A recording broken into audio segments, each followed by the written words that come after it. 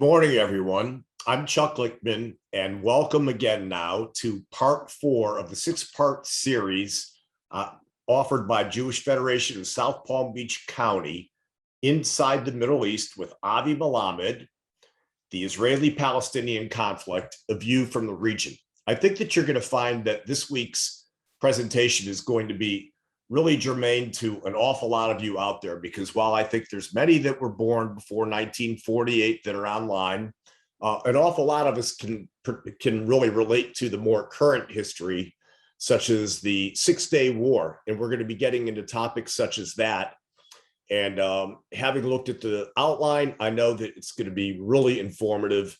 And I think it'll also help serve as a predicate for understanding the existence of Israel today and what's gone on with its Arab neighbors, as well as to a degree, the terrorists. Before I cut over to Avi in just 1 second, let me respectfully remind you that please send your questions directly to me and I will filter them out, and hopefully we'll be able to cover as many as we possibly can. Thanks for attending.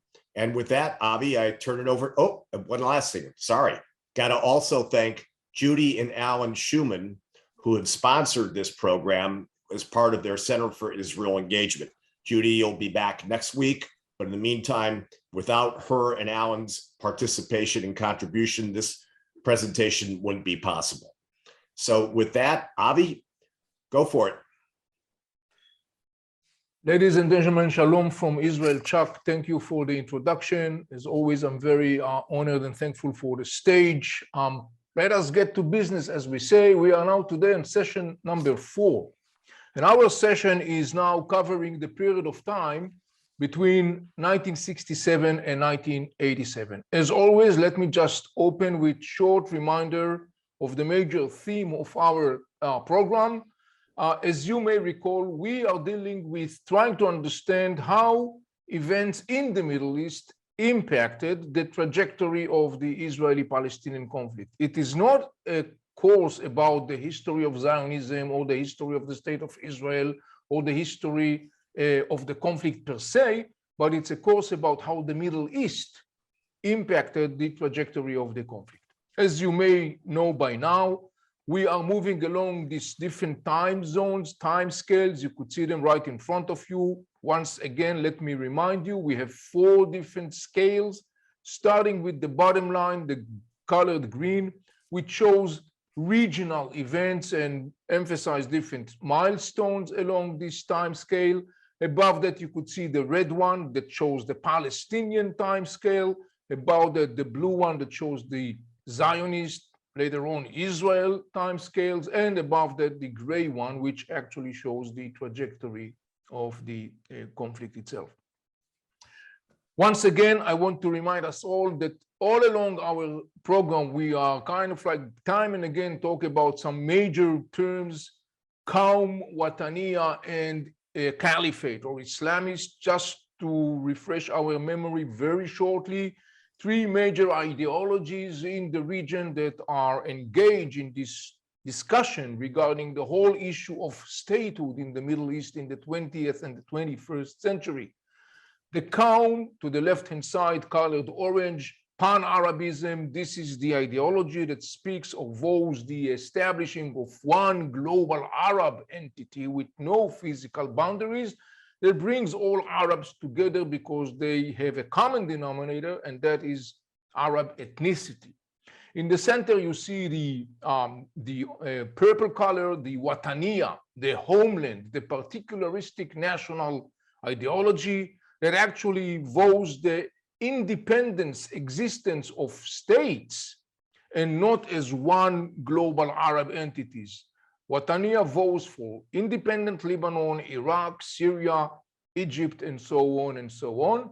And finally, to the right-hand side, colored green, is the Islamist ideology, the Caliphate, that vows the establishing of a global entity called Caliphate that is run according to the Islamic religious codex, rather known by Sharia law, because according to the Islamist outlook, Sharia law is the perfect, flawless blueprint, master plan, if you wish, that God himself gave people, and therefore people should live their life according to that.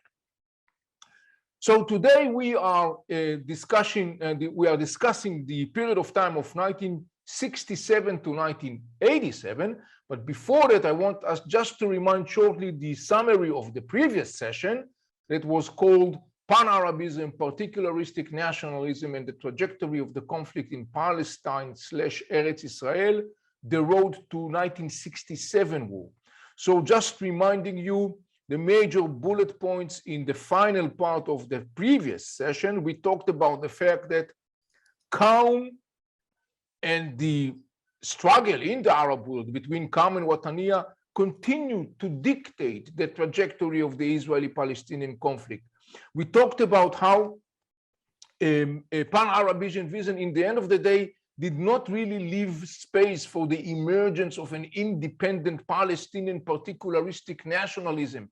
And once it emerged in 1959 with the establishing of the Fatah organization, the Pan-Arabism ideology, mostly under the flag of back then the president of Egypt, Gamal Abdel Nasser, basically encountered Fatah with the establishing of the PLO in 1964, that basically was emphasizing not the Palestinian particularistic nationalism, but rather Pan-Arabic ideology. But then you may remember that we have concluded our last session, and we said that actually what we have witnessed was an interesting conjunction of conditions following the 1967 war that actually accelerated, and shortly we will see that today in our session, accelerated the emergence of an independent, particularistic Palestinian nationalist sentiment. And this is what we are going to talk about today. 1967 to 1987, the road back to local Israeli-Palestinian conflict. Let us start with a general view of the three terms that we mentioned, Wataniya, Qawm, and Islamist, during that period of time, 67 and 87. And this is a very significant period of time because this is the time that we are actually departing the concept of the Qawm, of the Pan-Arabism. It is losing its attractiveness, it is losing its relevance, and now, roughly speaking, we are left with two major players on the arena. One that is going to be dominate during that period of time, 67 and 87, and that is the Wataniya, the independent statehoods. The other one is the Islamist that is starting to gain momentum after decades that it has been under the run. Later on, we'll see the ramifications of that. So remember, we're looking now at a period of time where we are actually departing the calm perspectives. We have two left on the stage. Wataniya, the independent statehood, is dominate, but remember the beginning of rising more and more of Islamist sentiment. We are now after the 1967 war. You may remember that we talked about the deep shock of that war in the Arab world, the defeat described in the Arab terminology as Nakba. You may remember the 1948 war is described in the Arab terminology as Nakba. Nakba means a severe medical condition. Nakba means the repeat of that condition in a much more severe way. The reason for that is the scale of the defeat in 1967 and also the fact that the third holiest place for Muslims, Al-Quds, Al-Haram al-Sharif, is now under Israel's rule, not any longer under Islamist rule, which is of course a big change of the picture. Calm is no longer relevant and it's declining fast with the death of Gamal Abdel Nasser that is going to happen 3 years after 1967. Calm basically is done and over with.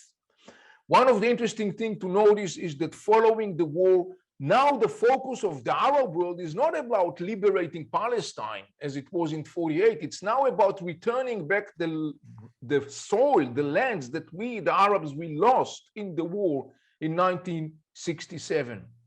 And the most significant thing, we are now witnessing a change where the Arab world is actually turning to the Palestinian and saying, now the ball is in your court. And returning to you, the Palestinian, the ball to deal with you, what is called the Palestinian cause. The ramifications of the war on Israel, there is a big sense of relief. Remember the tension before the war, the fears, the intimidations by the Arab world, the gathering of armies, all those things obviously had a lot of impact on Israeli public opinion, the Israeli society. So there is a big sense of relief. There is euphoria. This is the beginning of the redemption. The enormous triumph is viewed by some circles in Israel, particularly Zionist religious circles, as the beginning of the redemption, Atchalta de Geula, as we say. There is also an immense of self-confidence, which to a large extent is bordering sense of condescending. We'll go back and talk about it later on when we'll get to 1973 war. United Nations Resolution Council 242, following that war, actually calls for the withdrawal of Israeli armed forces from territories occupied in the recent conflict. Notice that I said territories. This is very significant. The decision doesn't say the territories, all territories. It says territories. It's basically reflects some kind of a compromise when they were kind of like drafting this resolution, which is a very significant change in the meaning between the territories and territories. Another article of the resolution is termination of all claims of states of belligerency and respect for all acknowledgement of the sovereignty, territorial integrity, and political independence. As far as Israel is concerned, this is a very significant and to a large extent positive resolution. Israel, Egypt, Jordan accept it. Syria, Iraq, the PLO rejected it. Let us explore the road that leads us to the war in 1973, and let us start with the regional timeline. Look at this slide in front of you. You could see in the bottom the green line that stands for this regional timeline. Couple of interesting milestones on the road towards 1973. First, 1967, immediately after the war, there is an Arab League summit. It's called the Khartoum Arab League Summit. It's also known for as the 3 no's: no peace, no recognition, no negotiation with the state of Israel. It's very interesting because retrospectively, many historians are actually indicating something very interesting about that summit. On the one hand, it seems like that it continues the rough line as it was forever. But when you look closer, you notice an interesting change. The Arab world is actually saying, now we are abandoning the military path because we failed, and now we put our hope on the diplomatic course. Through that, we hope to get back our lands without giving anything in return. And then there is another interesting aspect of that summit, and that is the fact that though the rhetoric is tough, you see that practically or pragmatically speaking, there is a shift, there is a change in the approach of the Arab world vis-a-vis the issue of liberating Palestine. This is very significant change, and we should follow that because it's going to have a lot of ramifications. Another significant outcome of that summit is that the Arab world unilaterally says Jordan is the legitimate and only representative of the Palestinian people. It's going to change very quickly. We'll see that. 1969, following an incident in the Temple Mount compound, an Australian mentally challenged tourist is setting fire in the Al-Aqsa Mosque. There is, following that terrible incident, there is a pan-Islamic summit called or organized by the Saudi king, basically supposed to see Arab and Muslim solidarity around the issue of defending Al-Quds. You remember the slogan of defending Al-Quds. We talked about it. It rather exposes the deep rifts within the Arab world. September 1970, Nasser, the flag carrier of pan-Arabism, the biggest and most charismatic leader of the Arab world, is dying, is passing away. Now there is a new president in Egypt, President Anwar al-Sadat. Sadat is, interesting enough, leading two parallel lines. He is on the one hand sticking to the concept that says what was taken forcefully will be returned forcefully, meaning the lands that the Arabs lost in the world, but at the same time, Sadat is signaling or trying to initiate some arrangement with Israel.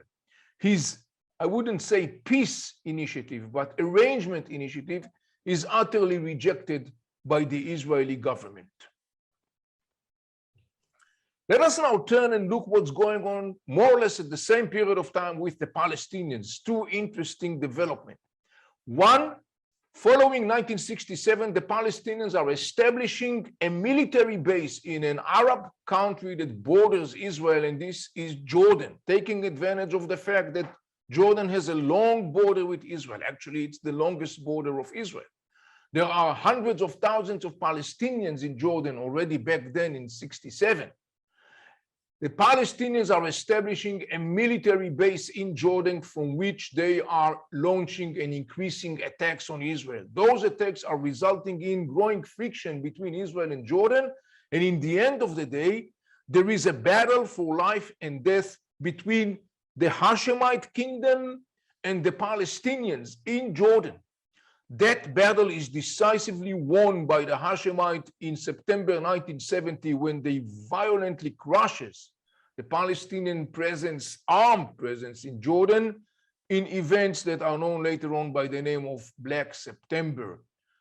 Thousands and thousands of Palestinians are killed by the Jordanians.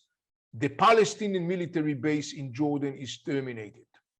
However, the Palestinians find very quickly an alternative, and this is another state, Arab state, that borders Israel from the north. This is Lebanon. In 1969, Lebanon is shaking, is crumbling. It is a decade after its first civil war. The challenges in Lebanon are increasing in any possible aspect. Under a mounting pressure of the Arab League, the Lebanese government signs an agreement with the PLO, the Cairo agreement, and actually the Lebanese government gives and authorizes the PLO to use Lebanese territory to attack Israel. The result, establishment of a Palestinian military base in the south part of Lebanon, known by the name of Fatah land. That base, to a large extent, is also supported by the presence of dozens of thousands of Palestinian refugees in big refugee camps located in the vicinity of major southern Lebanese coastal cities like Tyre and Sidon. By the way, of course, those camps exist up to our times. The Fatah land in the 70s and until the beginning of the 80s is going to be a major military base of the Palestinians from which they are going to launch intensifying military attacks on the northern part of Israel. And that leads us to the war in 1973, the Yom Kippur War in the Israeli terminology, or in the Arab terminology, Tishrin. Tishrin is the Arab name of this month of October 1973.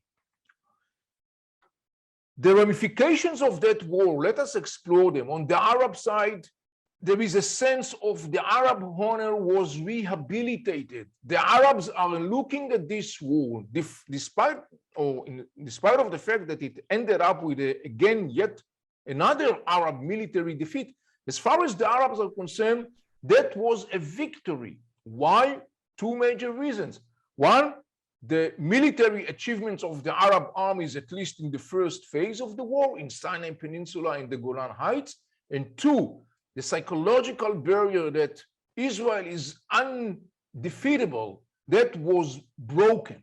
So in the eyes of the Arab world, the shame, the stain of the Nakba, the defeat in 1967, was erased. This is very significant.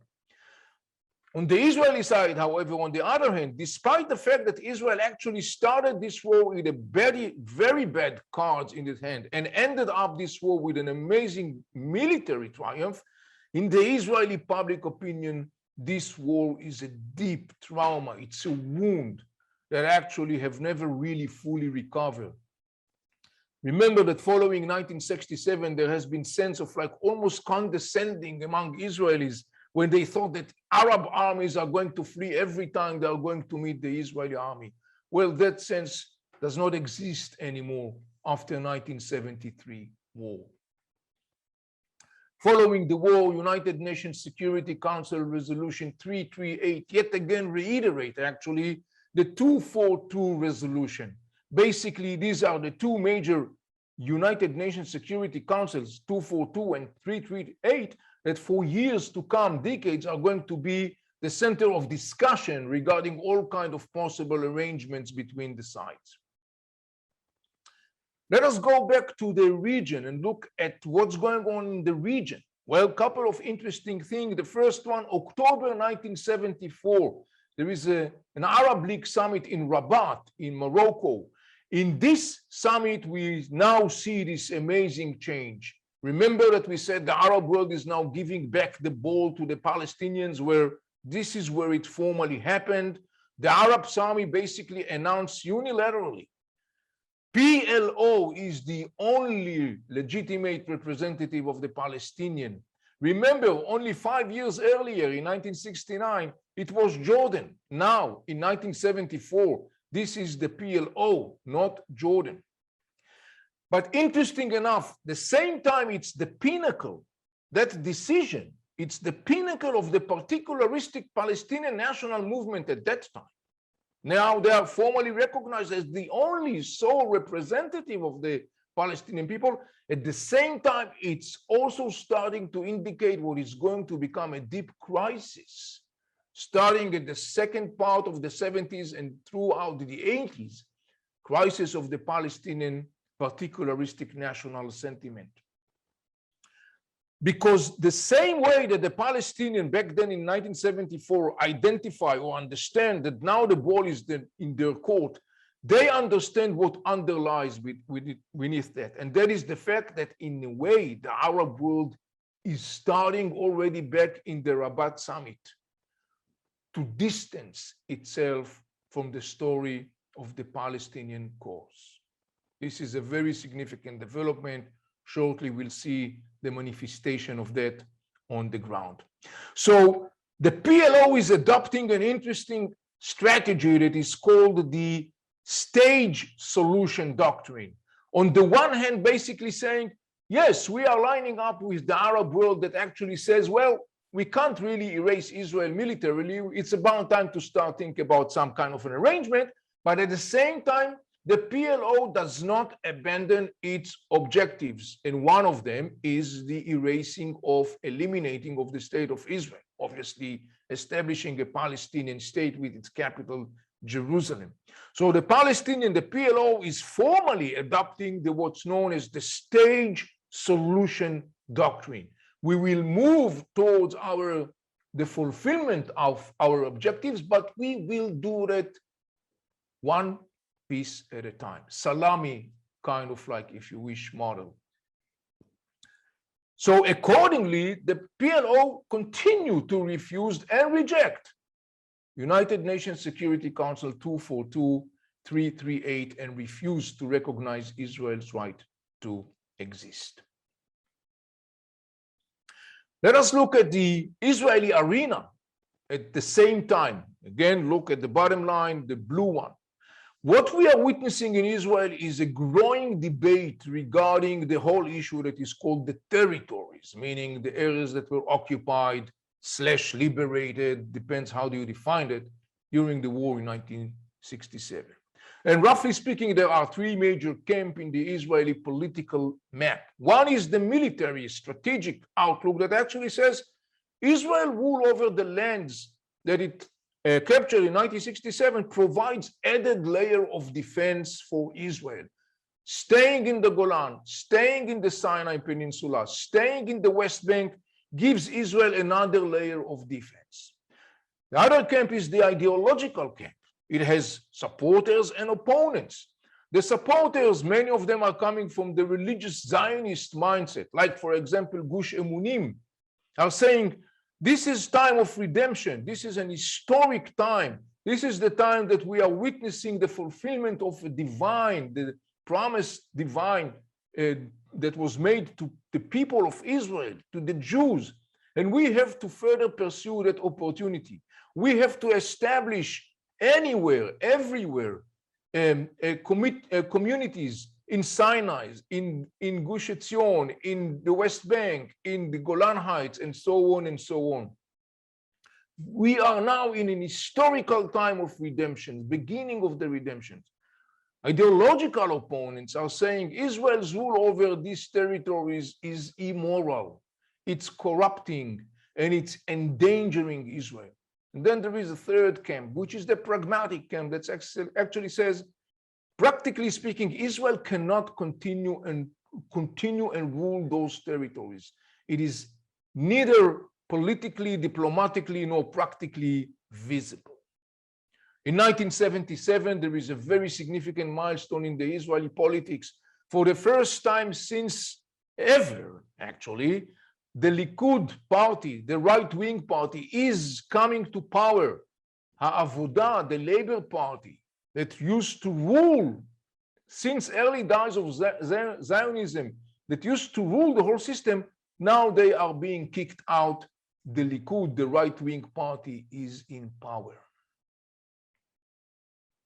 So when you look at the road so far, 67 to 74, I want us to notice particularly, first, we are departing the calm. Look at this color, the red, orange color. It's getting smaller and smaller. The calm is kind of like leaving the stage.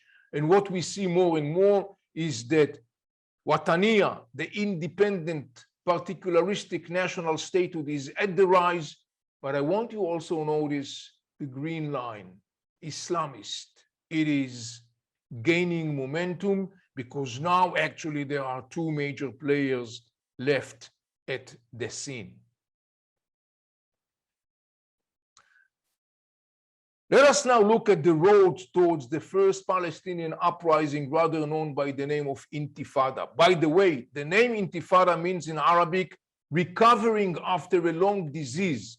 Now we understand that when we remember that both Nakba and Naksa, Nakba 48, Naksa 67, are medicine-related terminologies, now we can understand how and why they are using the term Intifada, recovering after a long disease.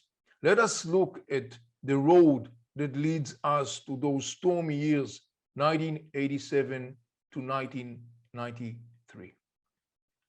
Starting again with the region, some major developments and events that happens in the region.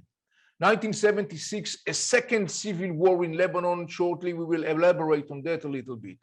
1977, historic moment. President Anwar Sadat, the president of Egypt, is arriving to Israel in a formal visit, and that paves the way to the Israeli-Egyptian peace agreement in 1979.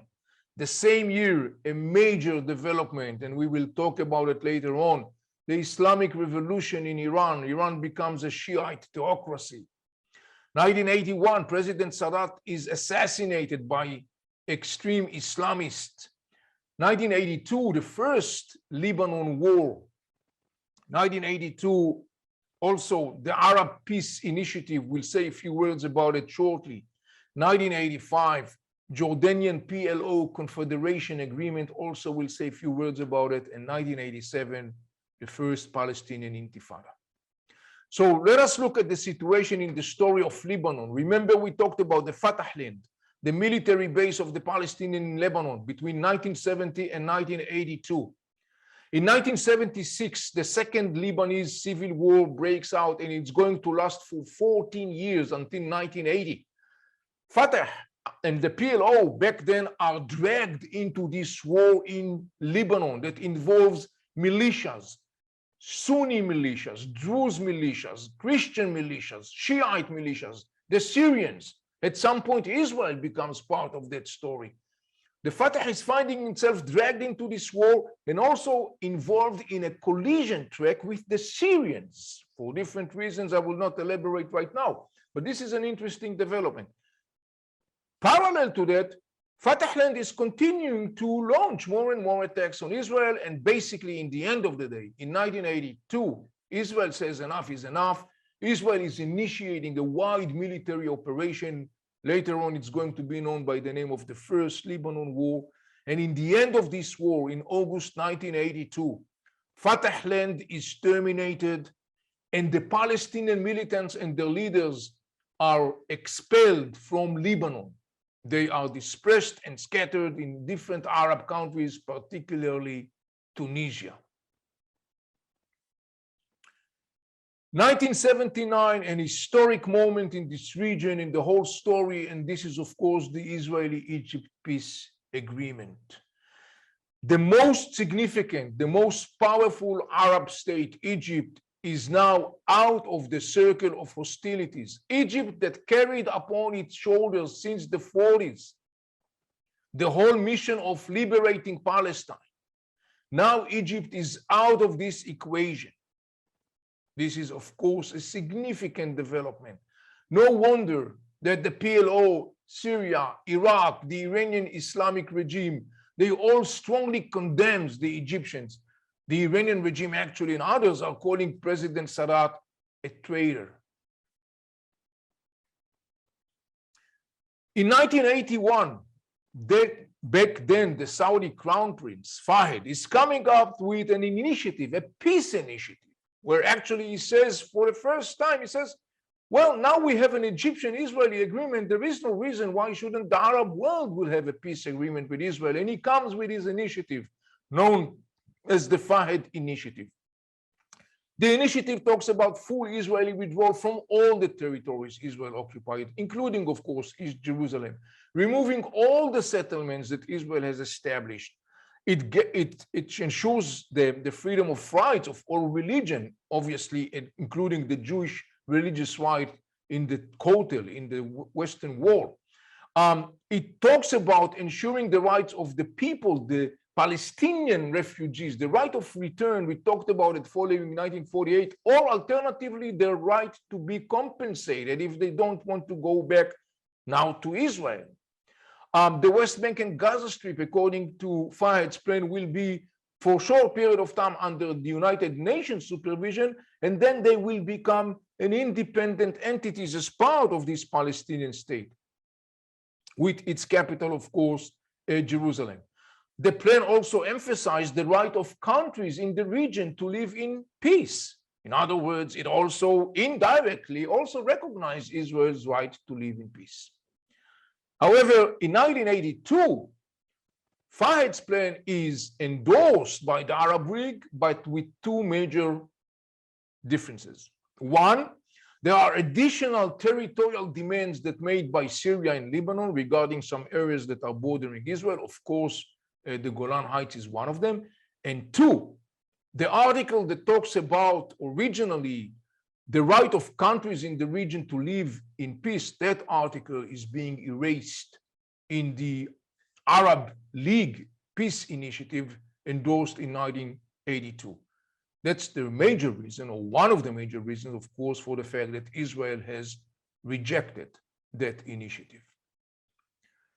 So let us look at the road so far, 1974 to 1987. The calm is out of the picture. We are basically left with the story of the Wataniya, the purple color, the independent statehood, and the rising, increasingly rising presence and influence of Islamist factors, both political Islam as well as militant Islam. But I want us to notice something very interesting. Look at the Palestinian timeline, the red line. You see to the left-hand side, there is a pinnacle. That pinnacle is the mid-70s. 1974, the Rabat Arab League announcement that actually recognized the PLO as the one and only sole legitimate representative of the Palestinians. And then in November 1975, a year later, Yasser Arafat, the chairman of the PLO, is speaking at the United Nations.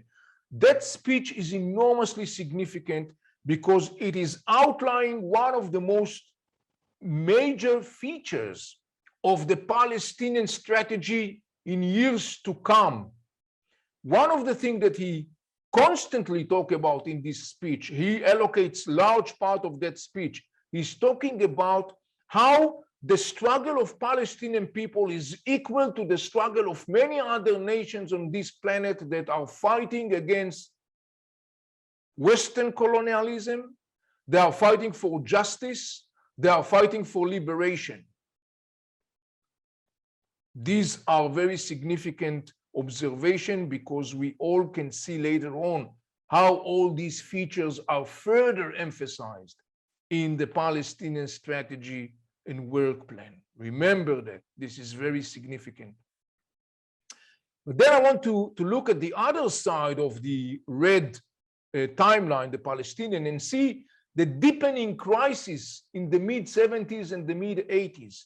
The deepening crisis of the Palestinian nationalist, particularistic sentiment back then.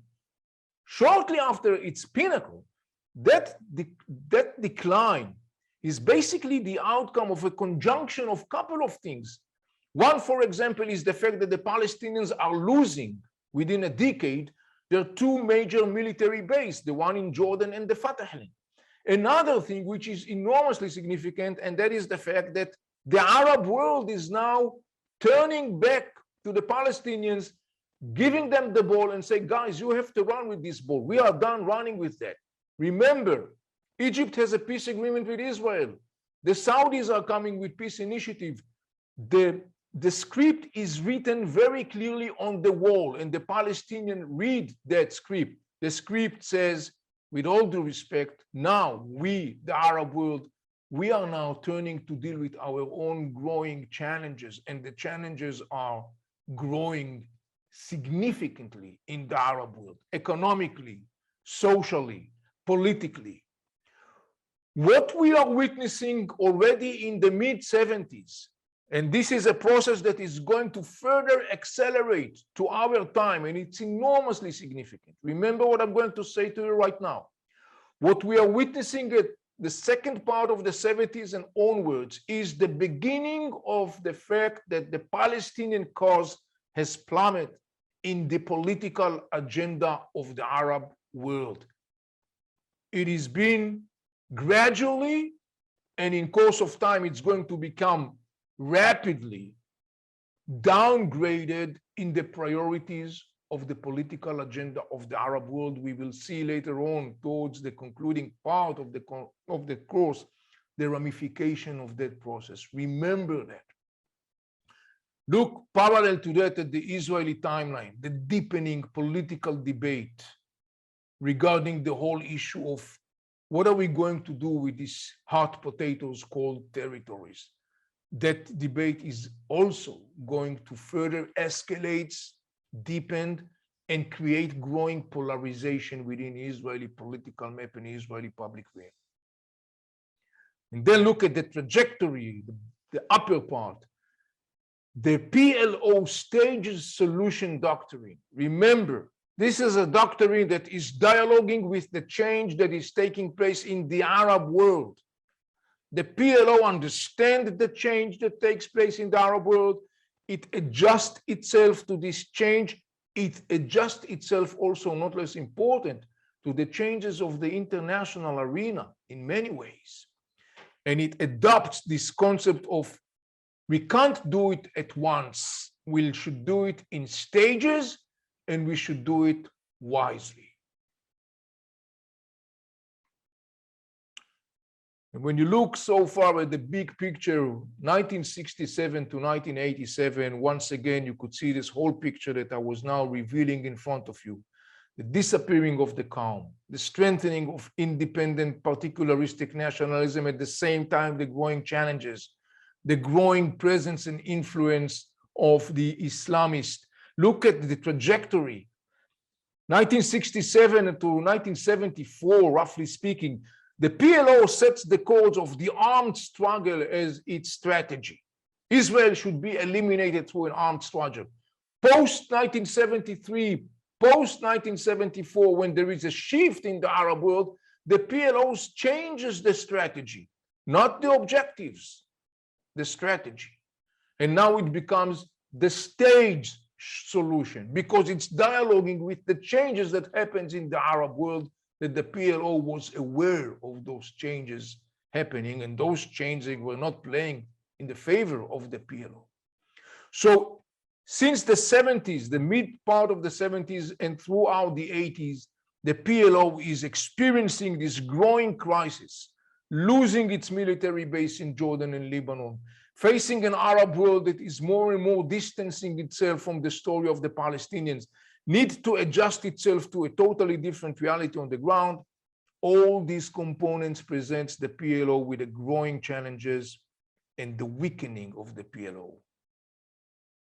The outcome of that is that in 1985, the PLO signs an agreement with Jordan about the establishment of a confederation that brings what's supposed to be the Palestinian state together with Jordan, but that Palestinian state would not be a state. It will be an autonomy that has a self-rule determination, but it will be connected to Jordan in a structure of confederation. This is far from the early objectives of the Palestinian particularistic national objectives that were set by the Fatah in 1959, when the Fatah says, oh, we are looking for establishing an independent Palestinian state. This is far from the Rabat announcement that actually says Palestinians are the only sole representative of the Palestinians. The PLO is the only sole representative, and the objective should be establishing of a Palestinian independent state with its capital, Jerusalem. The 1985 Confederation Agreement between the PLO and Jordan basically is much less than the bar of expectations that the PLO and the Arab world have set formally in the 70s. It is a reflection of the erosion of the power of the PLO during the 70s, the second part of the 70s and the 80s as an outcome of the development that I have described earlier on the ground in the Arab world. Meanwhile, there is something similar or something that happens in parallel on the ground on the territories itself, namely the West Bank and Gaza Strip. And this is the growing friction between Palestinians and the Israeli authorities. This is a friction that is further fueled with the growing number of settlements, both in the West Bank as well as in the Gaza Strip. What we are looking at the second part of the 80s is that we are now looking at a conjunction of different factors that all comes together.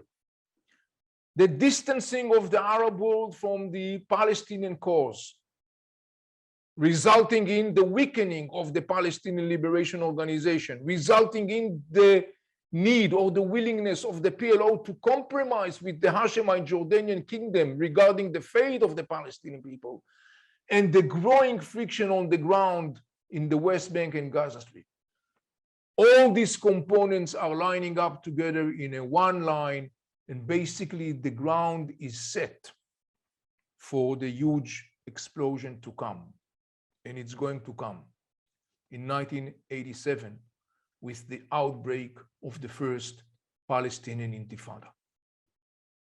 We will talk about that event, the ramification, what followed it until 2007 in our next session. Ladies and gentlemen, I'm concluding my presentation here, and as always, I'm opening this session for your questions. Well, Avi, that was terrific. And before I get to questions, what I think I'll do is share a comment that one of our viewers sent me, and I'm going to read it, quote, because I think it's spot on. I'm so appreciative of the detailed description of the history of the Middle East since the fall of the Ottoman Empire. We cannot understand the present without acknowledging the past. And I think that's just a really accurate statement, because, and I think it's one reason why we see that we have right now 129 participants in this. At one point, it was like up to 135 today. So I know this is really helpful to everybody. And thank you again for your excellent presentations. Thank you, Chuck. I just want to say something shortly about it. That comment is wonderful because it is the essence of what we are saying all the time. In order to understand Israel and its challenges and its horizon, you have to understand the neighborhood. You have to understand the Middle East. This is exactly what we're looking for. So with that, let me ask you a question. That is that, following the 67 war, you said that in Israel, the mindset of the people was that it was a disaster, catastrophe. Now, I understand that. No, not the 67, the 73. I mean, the 73 war, right. And I understand that there were a lot of lives lost, and there was a lot of people that were wounded, but I'm not sure I understand the rationale as to why the psyche was crushed. You didn't really cover that. If you could possibly walk us through that. Yes, very shortly. First, Chuck, as you accurately observed, Israel sustained almost 3,000 soldiers killed in that war, and more than 10,000 soldiers wounded in that war. So this is one aspect which for itself is devastating. But in addition to this, remind you what I said, following 1967, there was definitely a feeling of condescension. Israelis were condescending. They're saying, oh, these Arabs, every time we get together, we're going to crush them like nothing. They're going to run away like they did in 1967. It didn't happen in 1973. All of a sudden, the Israelis understood that we are dealing with something totally different. And, it's not any longer about the story of the Egyptian soldier, the peasant that is running barefoot in the desert. That's not the story anymore. We are now in totally different story. So that's what's the psychological, I would say, blow that basically was shocking Israel to the bone. Okay, so changing topics a bit, you've discussed at length that Nasser was maybe our greatest enemy for some period of time and wanted to drive Israel into the sea and, just obliterate the country. And his number two was Sadat.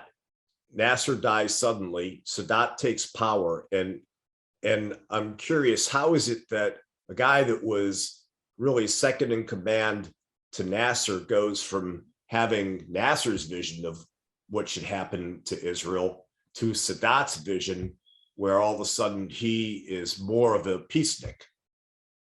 Can you explain that? Yeah, well, Sadat was very realistic. I mean, by the way, Nasser look, I never ever said, if you look back in what I said, I never ever said that Nasser was kind of like, saying, oh, we're going to throw the Jews to the, he was all the time using this tough rhetoric, but Nasser was also playing the game. Remember how I said about 1967? Nasser was gambling on 67. He apparently wasn't really looking for a war. He was walking on the edge, and he made the wrong calculation.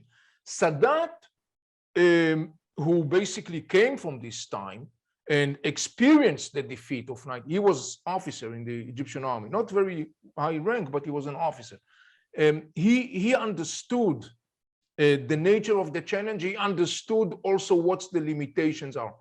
Sadat understood something very significant that was proven to be accurately later forward. He understood that if he could come back to negotiation from not a weak position of the post-67, but from a stronger position, that will be the key that will enable him to open the door to move forward, to do the courageous step that he did in 1977 when he came to Israel.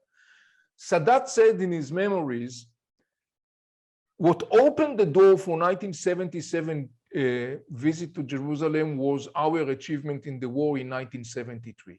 Remember that I was talking about rehabilitation of the Arab honor, erasing the shame of the Nakba, the defeat of 67. Sadat understood the mass psychology. And as a fact, I have to emphasize it again, when you look at the 73 war from a rational, cold, plain military or strategic perspective, the Arabs were severely beaten, but not in the mindset. And this is something very significant. Their translation of the reality was different, and Sadat understood that. He knew that, and that was he was playing with. And by the way, he was really genuine, apparently, by the offer when he came with the suggestion in 1971 that was rejected by Israel, because Israel really couldn't accept Sadat's initiative. But here is something very interesting that has to do with intelligence. Israeli intelligence underestimated Sadat. Israel intelligence underestimated Sadat. They didn't read him accurately. They didn't understand his perspectives. One of the outcomes of that, not the only one, of course, but one of the outcomes of that war, that was one of the reasons for the outcome of the 1973 war. But I can tell you now that now it's not classified, so not anymore, but the Israeli intelligence in the early 70s totally misread Sadat. They were underestimating Sadat. That was a big mistake. Meaning, when you say that, meaning that they viewed Sadat to be more aligned with Nasser's thinking, or what do you mean by that, underestimate? They viewed Sadat to be weak, inconsistent, and lack of charisma, and unable to really generate such dramatic changes. They totally misread him. Okay, got it. How much influence did the superpowers have on the historical situation, we'll call it from the mid-60s to mid-70s, in terms of trying to move the parties in a certain way, and particularly the Russians? Well, yes, I mean, the Russian is the big player in that context. By the way, the United States, relatively speaking, the United States, following 67, the United States is much more involved. You got the Rogers Plan, you got an increasing involvement of the American administration trying to find some sort of formulas for arrangement. Obviously, in 1973, you all remember the role of back then Secretary of State Kissinger. But Russia is an interesting story because the military backbone of Russia, of Egypt and Syria, the military backbone was Russian. And one of the interesting things, and by the way, that was another aspect of the fact that Sadat was very sophisticated and he was able to, I don't know to say if was knowingly, willingly misleading the Israeli intelligence, but basically not many people remember. But Sadat, before 1973, kicked the Russian out of Egypt. That was translated in the Israeli intelligence saying like, well, now that Sadat is getting rid of this major military power backbone, the Russians, the hell is not going to be involved in any kind of massive wide collision with Israel.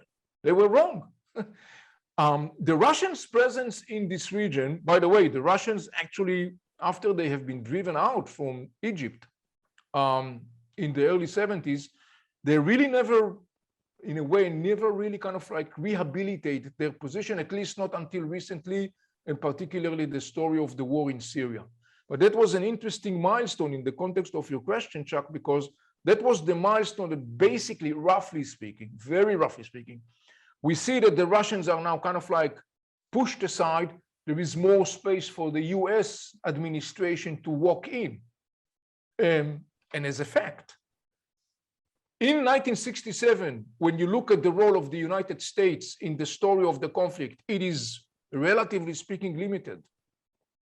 The United States, reminding you, in 1967, the United States was still kind of like sitting on the fence in terms of like, what exactly is the support that we are going to provide Israel with and to what extent? A decade later, the United States President Carter administration is brokering the Israeli-Egyptian peace agreement. One of the, of course, highlights of US policy in the region, one of the major achievements, and an indicator of the major role of the United States in such short period of time once the Russians are kind of like pushed aside. Thank you. We have time for one or maybe two more questions.